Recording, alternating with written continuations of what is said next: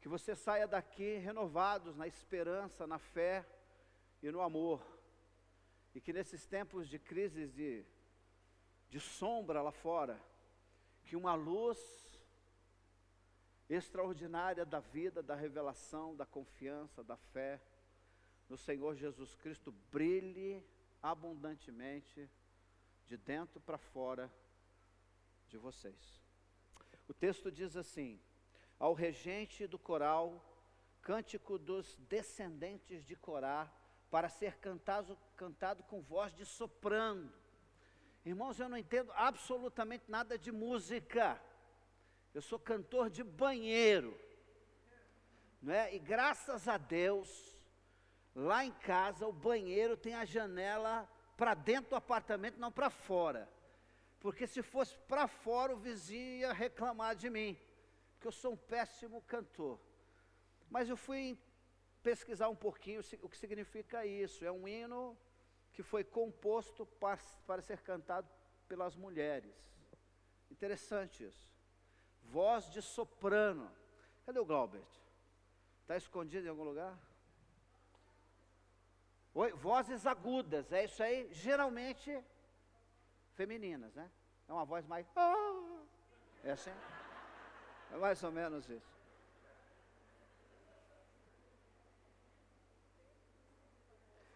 Deus é o nosso refúgio e a nossa força, sempre pronto a nos socorrer em tempos de aflição. Portanto, não temerei quando vierem terremotos e montes desabarem no mar, que o oceano estronde e espumeje, que os montes estremeçam enquanto as águas se levantam. Um rio e seus canais alegram a cidade de Deus, o santo lugar do Altíssimo. Deus habita nessa cidade e ela não será destruída. Desde o amanhecer, Deus a protege. As nações estão confusas e seus reinos desmoronam. A voz de Deus troveja e a terra se dissolve. O Senhor Deus dos exércitos está entre nós. O Deus de Jacó é a nossa fortaleza. Venham, contemple gloriosas obras do Senhor. Vejam como Ele traz destruição sobre o mundo. Acaba com as guerras em torno da terra. Quebra o arco e parte ao meio a lança. E destrói os escudos com fogo. Aquietem-se e saiba que eu sou Deus. Serei honrado entre todas as nações. Serei honrado no mundo inteiro. O Senhor dos exércitos está entre nós. O Deus de Jacó é a nossa fortaleza. Amado e bendito Deus, o nosso coração está pronto, Senhor, para o Senhor falar conosco. Diante, ó Deus, de tanto barulho ao nosso redor, tantas vozes falando, Senhor, em torno da nossa cabeça, nós queremos, ó Deus, aquietar o nosso coração, e queremos, ó Pai, no nome precioso do Teu Filho Jesus, nós queremos ouvir a Tua voz essa manhã. Fala, Senhor, conosco, e que nós, ó Deus, ao sairmos daqui, possamos ser a Tua boca, Senhor, de confiança, de dependência e esperança, de que o Senhor, estando no controle, e nós, debaixo dos Teus cuidados, estamos em plena segurança. Fala, Pai, conosco, nós oramos em nome de Jesus. Amém. Esse é conhecido historicamente como o Salmo de Martinho Lutero. Ele amava esse salmo. E existem sermões e comentários de Martinho Lutero acerca dele. Mas esse salmo surgiu num momento da história de Israel que vale a pena a gente lembrar. O contexto histórico é o contexto do rei Ezequias, um dos melhores reis de Israel. No tempo de Ezequias, ele conseguiu se livrar da opressão assíria e deixou de pagar impostos a Salmanaser, que era o rei da Síria na época. Depois de alguns anos, Senaqueribe, filho de Salmanaser, ele se levanta como o rei da Síria e sai conquistando todas as nações ao redor, e ele invade Samaria. Senaqueribe, ele cerca Samaria, e era uma estratégia dos assírios cercar a cidade e cortar todo tipo de abastecimento que aquela cidade poderia receber. Não ia ter água, não ia ter comida, não ia ter nada. O cerco ia durar o tempo que fosse necessário para que os cidadãos daquela cidade se rendessem. E Senaqueribe era extremamente arrogante. O próximo passo então seria invadir Jerusalém, a cidade do grande rei, a cidade do Deus Altíssimo. Ezequias é aquele que construiu canais subterrâneos, que vinha desde Gion, trazendo das fontes de Gion água por baixo da terra, e ela desaguava naquele tanque dos milagres. Lembra do tanque dos milagres ali em Jerusalém? Ali então era uma fonte que abastecia a cidade toda. Aquilo permitiria que a cidade pudesse ter abastecimento pelo menos de água, verduras, que poderiam ser cultivados dentro da cidade. Foi um homem extremamente inteligente.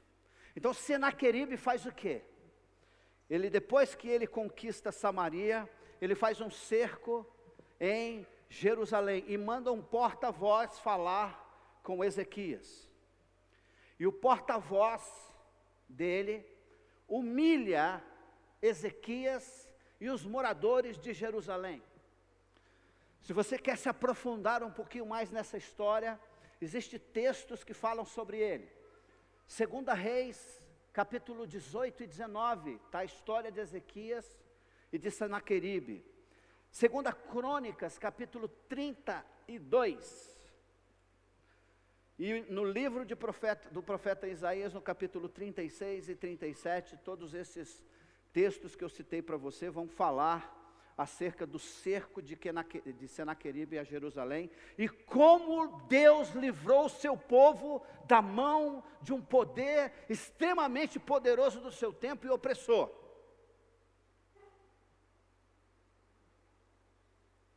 Senaqueribe queria mexer com a moral do povo de Israel. E ele então falava palavras ofensivas, tipo: qual Deus pode me livrar, ou pode livrar Jerusalém das minhas mãos? Nenhuma nação ao redor, nenhum Deus de nação nenhuma ao redor conseguiu resistir ao meu exército. E Jerusalém não será diferente. Nós vamos conquistar Jerusalém, e Deus nenhum nesse mundo vai nos impedir. Essas eram as palavras de Senaqueribe, um homem extremamente arrogante, prepotente, mas que tinha todo o poder bélico e o mais poderoso em suas mãos e debaixo dos seus cuidados. Pastor, o que tem a ver com a gente no século 21, dia 15 de março de 2020? Muita coisa. Nós estamos diante de uma situação de crise que se instaurou no mundo inteiro. O que está acontecendo hoje no Brasil, as medidas preventivas, está acontecendo em vários lugares do mundo. E a sensação, o sentimento que gera dentro de nós é de aprisionamento. É aquele sentimento que você perdeu a sua liberdade, você tem que ficar confinado dentro da sua casa, você não pode ir no cinema, não pode vir na igreja, você não pode ir na padaria, você não pode fazer nada. Esse era o sentimento de Ezequias dentro dos muros de Jerusalém.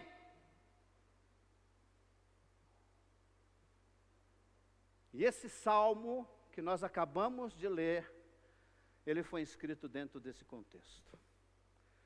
Os exércitos de Senaqueribe em torno de Jerusalém, e a população dentro da cidade aterrorizada, com medo da morte. É impressionante, pastor Marcos Davi, nós conversamos essa semana, e ele falou: Fê, nos meus mais de 20 anos de ministério, eu nunca enfrentei uma situação dessa no Brasil.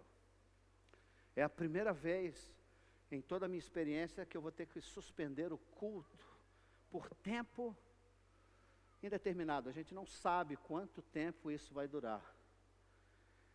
Mas eu quero que você saia daqui sabendo de uma coisa: você pertence a um Deus soberano. Você está a serviço do Deus e Pai do nosso Senhor Jesus Cristo. Nós não somos uma nação qualquer. Nós não somos um povo qualquer.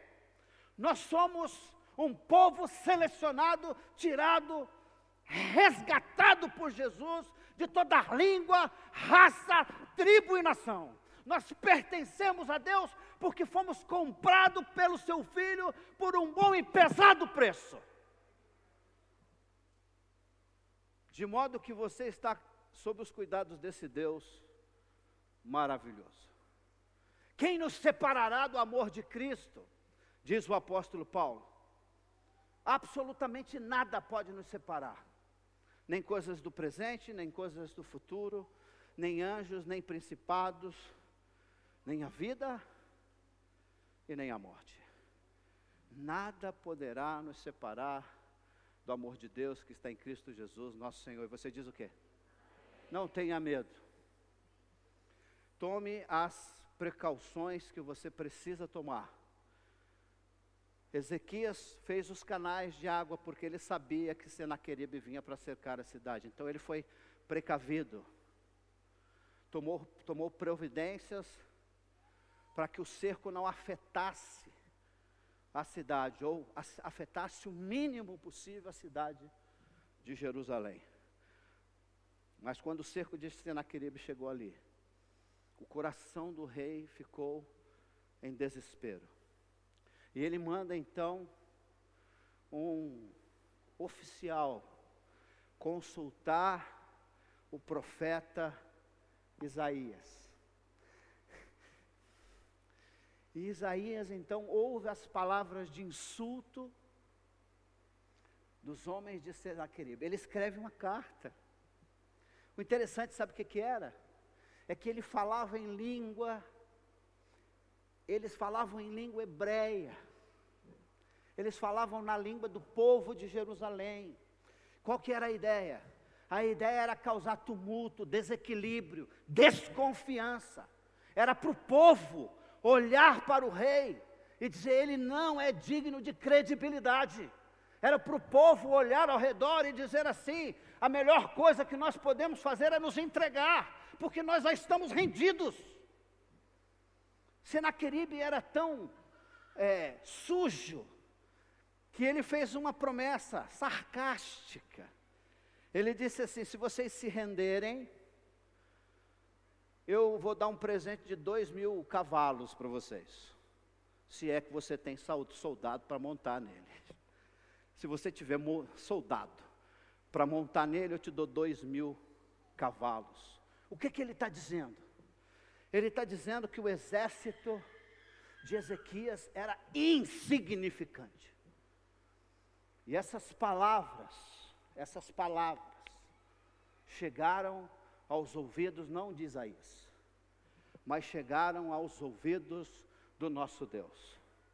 E Deus disse então a Isaías: consola o meu servo Ezequias, e disse para ele o seguinte: que Senaqueribe não invadirá a cidade santa de Jerusalém, porque eu vou batalhar no lugar de vocês. Esse texto que a gente acabou de ler foi um texto que foi escrito depois que Deus manda o seu anjo.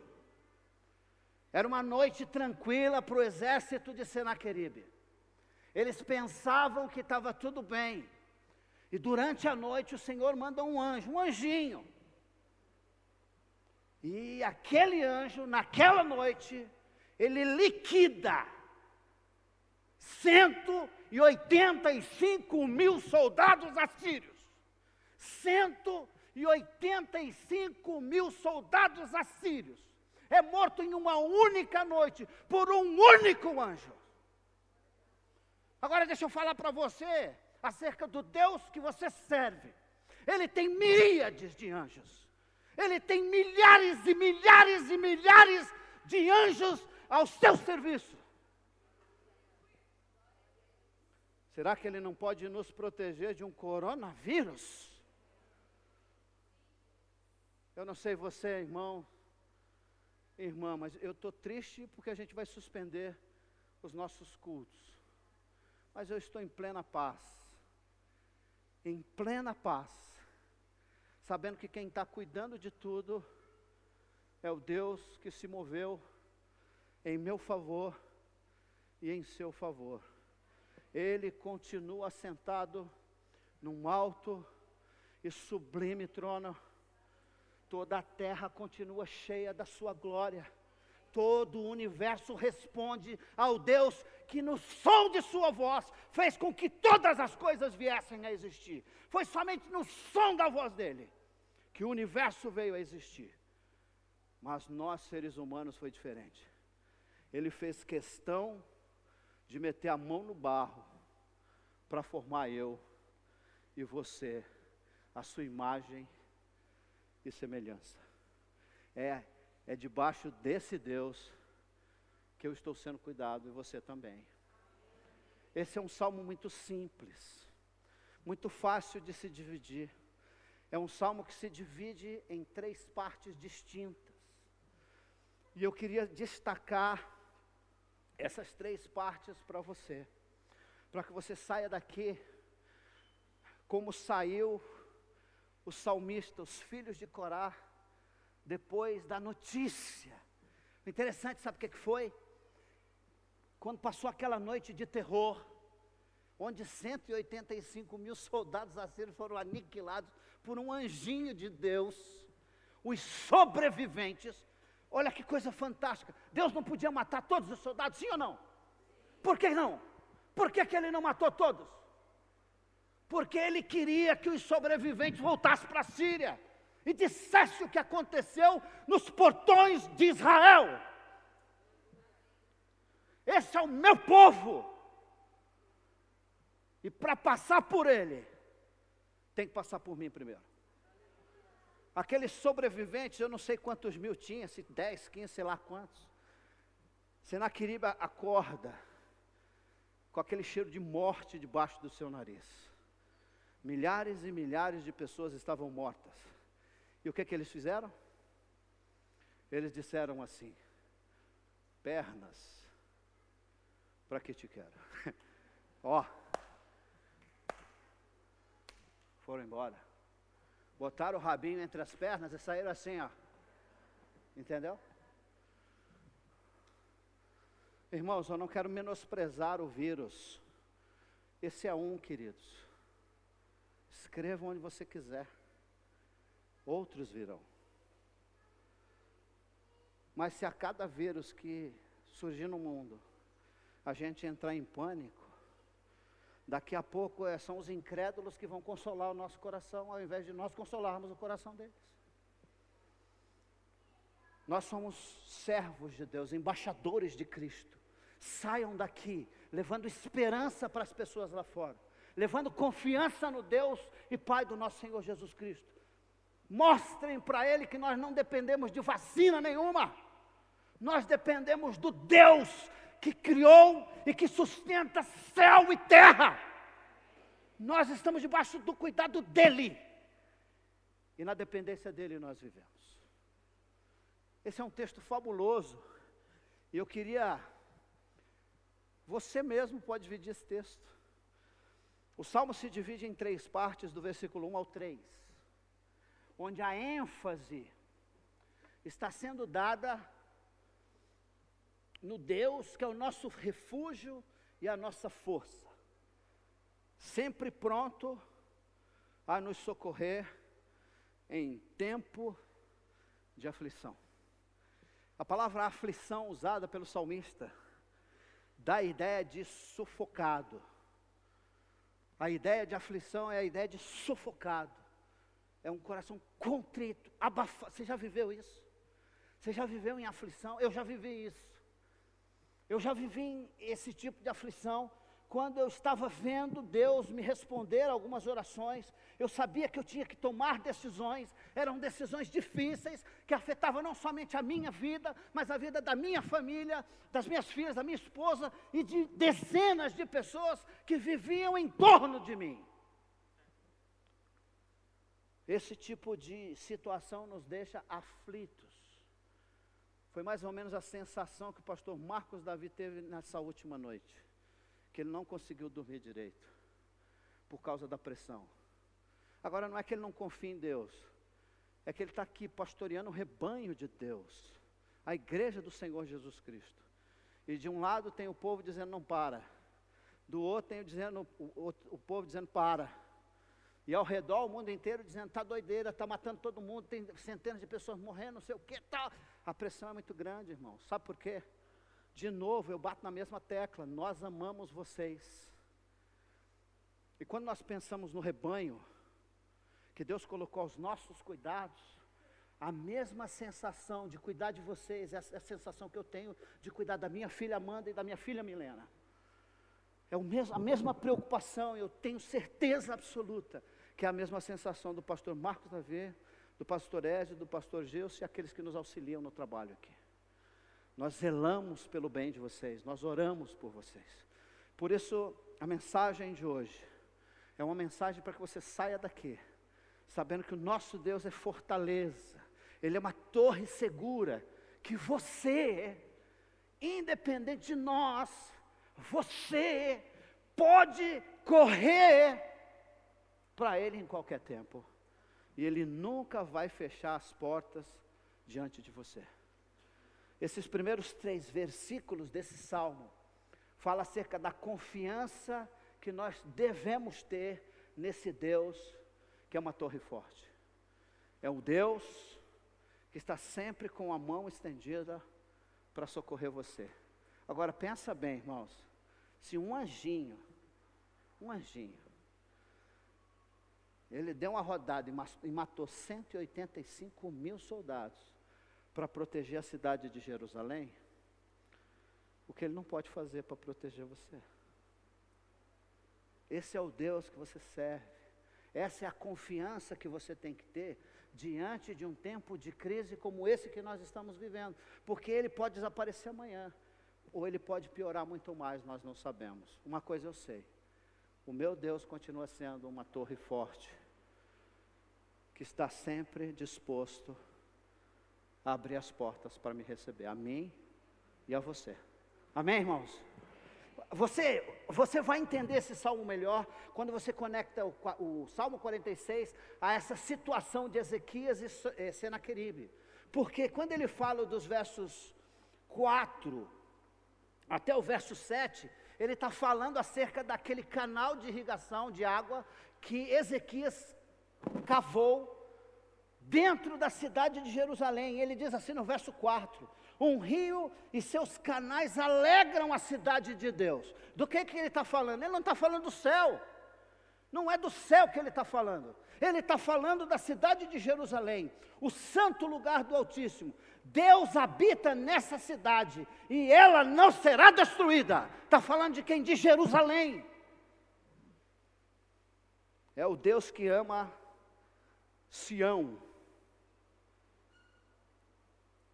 e que se move em favor dela. Foi Deus que falou para Senaqueribe, para Ezequias, Senaqueribe não vai nem tocar nos muros de Jerusalém. Você está sob os cuidados de Deus, viva na dependência dEle. Esses versículos de 4 a 7, eles estão falando disso, de um povo que deveria olhar para Deus como a fonte, o canal de irrigação que Ezequias construiu e cavou para dar sustento, provisão para a cidade no tempo de crise. Que você olhe para Deus dessa forma. É Deus quem vai sustentar você. É nele que você deve viver na dependência. Você pode e deve orar pelo mundo, pode e deve orar pela nação brasileira, mas o seu coração deve estar vivendo na dependência do Deus, que é sobre todo Deus, do Senhor, que é sobre todo os senhores. É na mão dele que nós estamos comendo. E comer na mão de Deus é coisa maravilhosa, irmãos. Amém?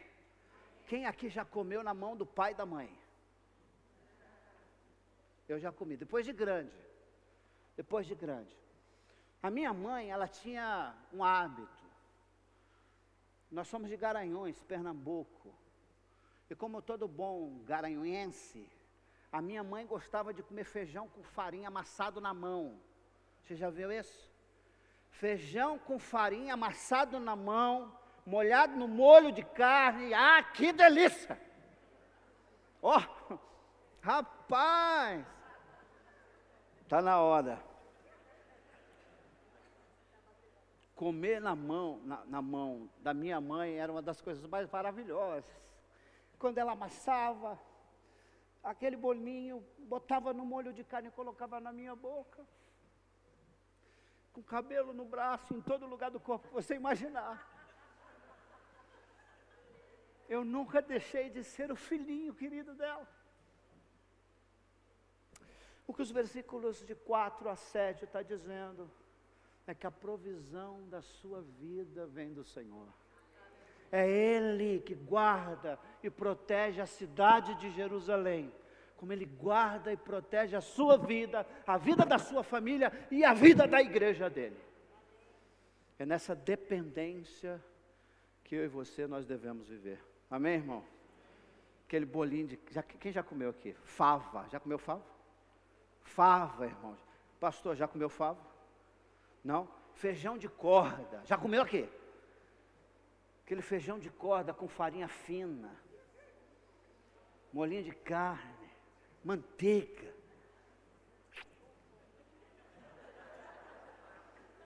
Delícia.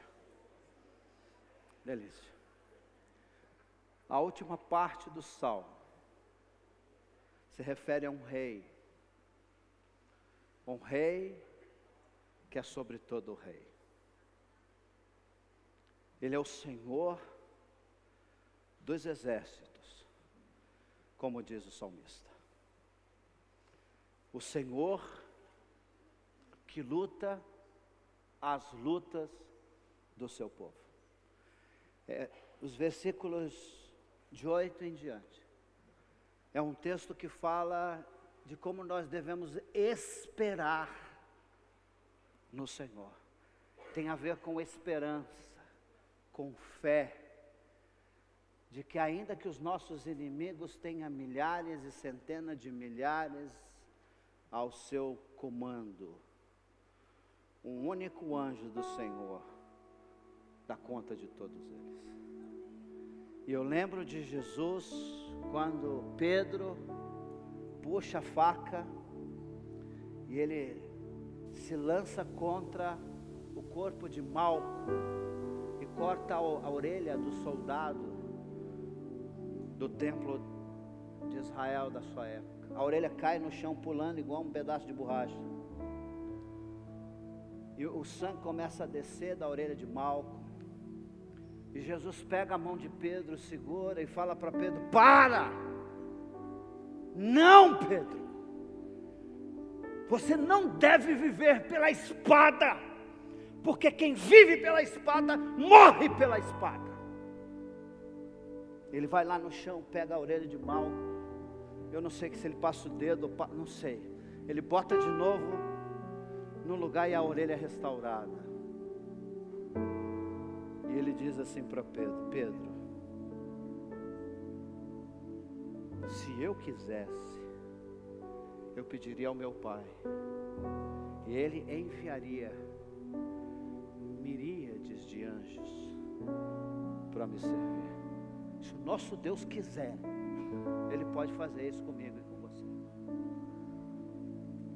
Eu Eu queria terminar esse tempo fazendo você refletir, porque o que eu ia trazer para vocês hoje de manhã não era nada disso. Eu ia falar para vocês acerca de uma oração que é cheia de graça, porque é firmada em um Deus que se fez Pai e fez questão de nos chamar de filhos. Jesus disse assim: quando vocês forem orar a Deus, vocês devem dizer: Pai nosso que estás no céu, santificado seja o teu nome, e venha a nós o teu reino. Vamos levantar e vamos cantar esse cântico, e vamos orar juntos, clamando pelo amor, a graça, a misericórdia, a bondade de Deus sobre a nossa igreja, sobre a nossa cidade, sobre o nosso país e sobre o mundo. Que nós sejamos pacificadores, que nós possamos interceder por aqueles que estão ao nosso redor, e que Deus seja gracioso conosco e com eles, pois nós oramos em nome de Jesus.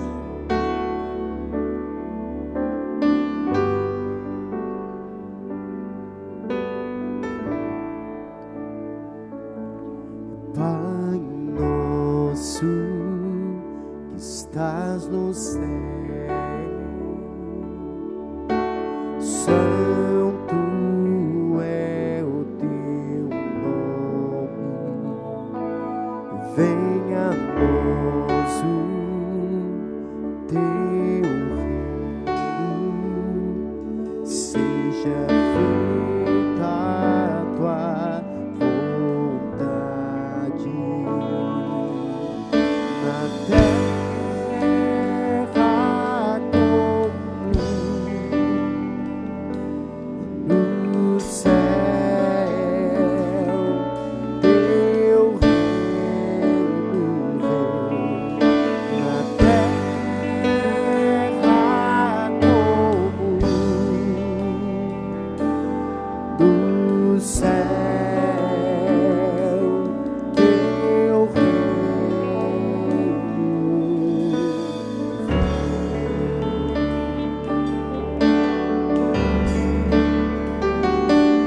Pai nosso que estás no céu, santo é o teu nome, venha a nós o teu reino, seja feita a tua vontade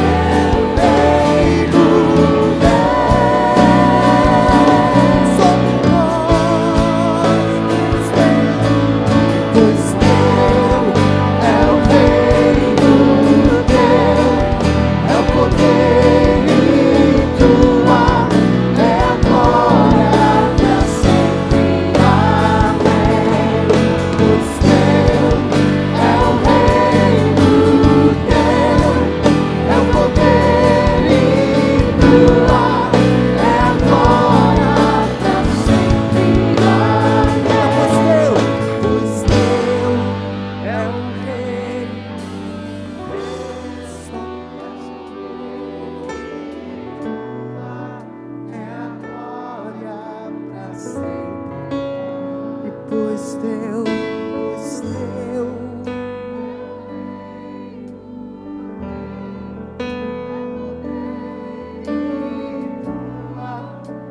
a glória pra si.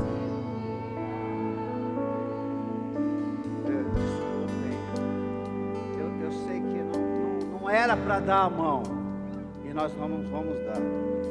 Nós vamos dar os pés, tá bom? A gente vai terminar dando os pés, um tocando no pé do outro, assim, ó, sem tocar a mão. Mas pode fechar tudo aqui, ó. Pode fechar. Nós vamos dar os pés. É um símbolo da nossa comunhão. Aqueles que habitam no esconderijo do Altíssimo, descansa a sombra do Onipotente. Ele é o nosso refúgio e a nossa fortaleza, socorro bem presente na hora da angústia. Amado, bendito, misericordioso, gracioso e bondoso Deus. Nós estamos nas mãos do Teu Filho Jesus Cristo. Nós pertencemos a Ele, o Rei dos Reis, o Senhor dos Senhores. Estamos nas mãos e sobre os cuidados de Jesus Cristo. E da mão dele, ninguém pode nos tirar. Muito obrigado, Senhor. Obrigado por esse domingo lindo e maravilhoso. Obrigado pela vida de cada um dos meus irmãos aqui presentes. E daqueles, ó Deus, que nos assistem pela internet.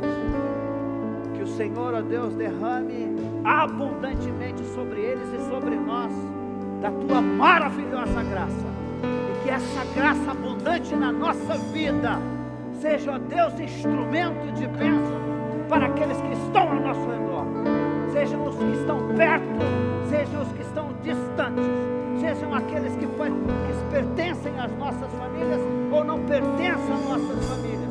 Que nós sejamos, Senhor, instrumentos de bênção em Tuas mãos, para que essa maravilhosa graça se espalhe por todo lugar aonde o Teu povo for levado. E como igreja nós dizemos amém. Irmãos, já estou com saudade de vocês. Eu já estou com saudade de vocês. À noite nós temos culto normalmente, tá bom? Vai ser o nosso último culto desse mês. Ore por nós. Deus abençoe. Em nome de Jesus.